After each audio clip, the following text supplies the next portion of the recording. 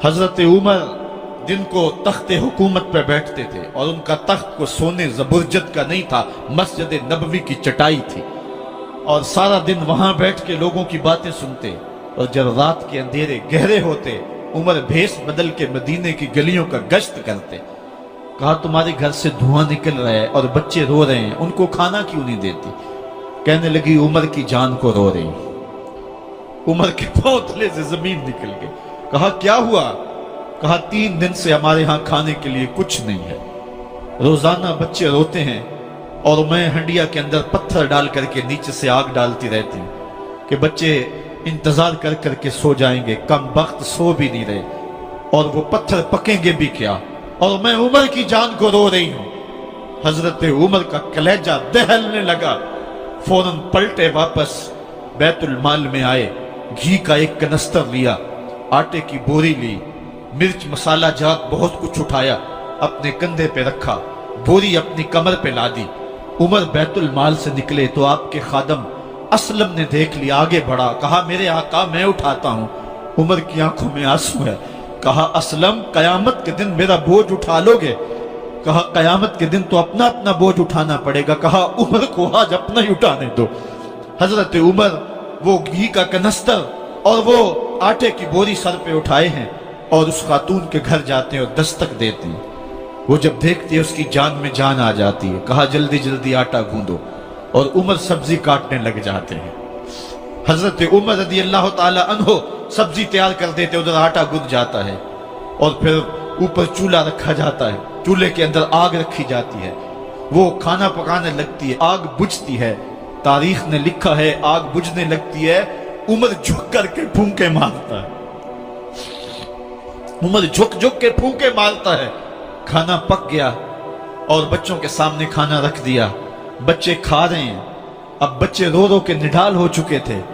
हजरत उमर अपने हाथों को और अपने घुटनों को और अपने पांव को जमीन पे लगा के, जिस तरह बकरी का बच्चा चलता है वेड़े के अंदर, कभी इधर चलते हैं कभी इधर चलते हैं, ताकि बच्चे मुझे देख के खुश हों और दिल में कहते उमर जितना रुलाया है अब इतना हंसाना भी पड़ेगा। तो कभी उमर अमीरुल मोमिनीन, ये मैं किसी आज के जो है वो लोगों के वोटों पे मुंतखब होने वाले हुक्मरान की कहानी नहीं सुना रहा, मैं उस उमर की कहानी सुना रहा हूं जो 23 लाख मुरब्बा मील का हुक्मरान है, आधी दुनिया का बादशाह है। हजरत उमर जो है जिस तरह बकरी का बच्चा चलता है, इस तरह अपने हाथ और अपने घुटने जमीन पे टेक करके जो है वो इस तरह चलते हैं। बच्चे उमर को देख के मुस्कुराते हैं। जब बच्चे मुस्कुराने लगे तो हजरत उमर ने उस खातून से कहा बुढ़िया उमर को माफ कर दे। उसने कहा तू इतनी हमदर्दी क्यों करता है? कहा उमर बेचारा बड़ा फंसा हुआ है, फिक्र है उसको यरमूक को फुस्तातो हुलवान की, जब फतह है मिस्र तो तैयारी है ईरान की, आते जाते वफद से मुलाकात भी करता होगा और शब को मालूम हालात भी करता होगा, कांटों में उलझी हुई बेचारे की जान है, नींद उसको भी आती है आखिर वो इंसान है, मेरी बहन उमर को माफ कर दे। उसने कहा ना ना उमर की बात मेरे सामने न कर, कयामत का दिन होगा, उमर का गिरेबान होगा और मेरा हाथ होगा। जब उसने ये बात कही तो उमर बर्दाश्त न कर सके, बच्चों की तरह बिलक बिलक के रोने लगे। कहा वो बदनसीब उमर तेरे सामने है, आज ही कहला जो कहना है, कयामत के दिन मुझे माफ रखना।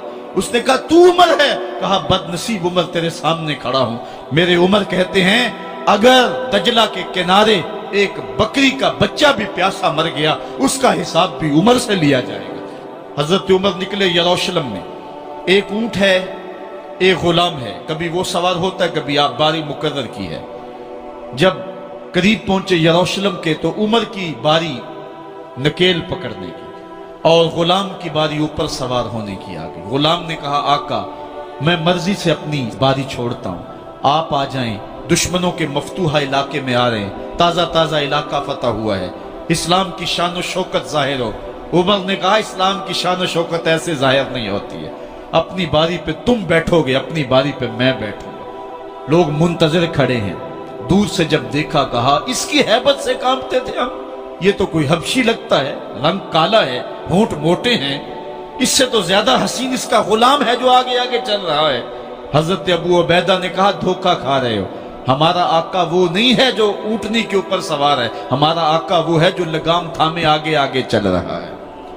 حضرت عمر رضی اللہ تعالیٰ عنہ کو آگے بڑھ کے جابیہ کے مقام پہ حضرت ابو عبیدہ بن جراح نے استقبال کیا، تو حضرت عمر آگے بڑھے اور انہوں نے آگے بڑھ کر کے حضرت ابو عبیدہ کے دونوں کندھوں پہ ہاتھ رکھا، اور سنو حضرت عمر نے کیا کہا، کہا لا الہ الا اللہ انا کنا اذل قوم فاعزنا اللہ بالاسلام، کہا کہ لا الہ الا اللہ، اے ابو عبیدہ بن جراح، ہم ایک ذلیل قوم تھے اور اللہ نے ہمیں اسلام کی وجہ سے عزت عطا کی ہے، اور میں تمہیں ایک تاریخ ساز بات کہنے لگا ہوں، اور وہ یہ ہے کہ جب تک ہم اس عزت والے اسلام کے دامن کو تھامے رہیں گے ہماری عزت قائم رہے گی، اور جب اسلام کے علاوہ کسی اور جگہ سے عزت ڈھونڈیں گے تو رسوا کر کے رکھ دیے جائیں گے۔ یہ ہے وہ خلاصہ جو حضرت عمر نے امتوں کے عروج و زوال کا بیان کیا ہے۔ اس امت کو جو خیرات ملی ہے تخت و تاج کی، وہ پینٹاگون سے نہیں ملی، وہ واشنگٹن سے نہیں ملی، وہ وائٹ ہاؤس سے نہیں ملی، وہ محمد عربی کے جوڑوں کا صدقہ ملی ہے۔ اس لیے جب ہم نے اسلام سے انحراف کیا، پاکستان حاصل کیا گیا تھا۔ پاکستان کا مطلب کیا؟ لا الہ الا اللہ۔ ہم نے اس نعرے کو چھوڑ دیا ہوا ہے، ہم نے انحراف کر دیا ہے۔ آج ہماری نظریں مغرب کی طرف لگی ہے کہ تخت و تاج اس سے نصیب ہوتے ہیں، اور دنیا کے اوپر ہم رسوا ہو کے رہ گئے۔ ہماری پستی، ہماری زبوحالی، ہماری ذلت کا سبب یہ ہے کہ جس جگہ سے ہمیں عزت ملی تھی ہم نے وہ مرکز ہی چھوڑ دیا ہے۔ اس مرکز حیات کو، اس مرکز زندگی کو، اس مرکز عزت کو ہم نے چھوڑ دیا ہے، اور دنیا کے اوپر ہم رسوا ہو رہے ہیں۔ انہی حضرت عمر کی کہانی ہے۔ وادی تہامہ سے گزر رہے تھے کہ بچوں کی طرح بلک بلک کے رونے لگے۔ کہا عمر جوان آدمی ہو اور بچوں کی طرح بلک کے رو رہے ہو؟ کہا تم نہیں جانتے، مجھے بچپن کی کہانی یاد آ گئی۔ کہا کیا کہانی ہے؟ کہا یہی عرض تہامہ تھی، میرے باپ خطاب نے مجھے 5 اونٹ دیے تھے، کہا انہیں لائن میں کھڑا کرو سیدھا۔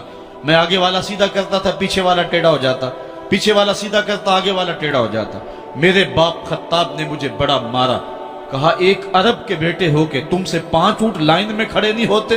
کہا ایک زمانہ عمر پہ وہ تھا کہ اس سے 5 اونٹ لائن میں کھڑے نہیں ہوتے تھے، اور آج شرق سے لے کر غرب تک 23 لاکھ مربع میل کی حکمرانی اور انسان بھی لائن میں کھڑے ہیں۔ یہ محمد عربی کے جوڑوں کا صدقہ نہیں ہے تو اور کیا ہے؟ عمر سے تو 5 اونٹ لائن میں کھڑے نہیں ہوتے۔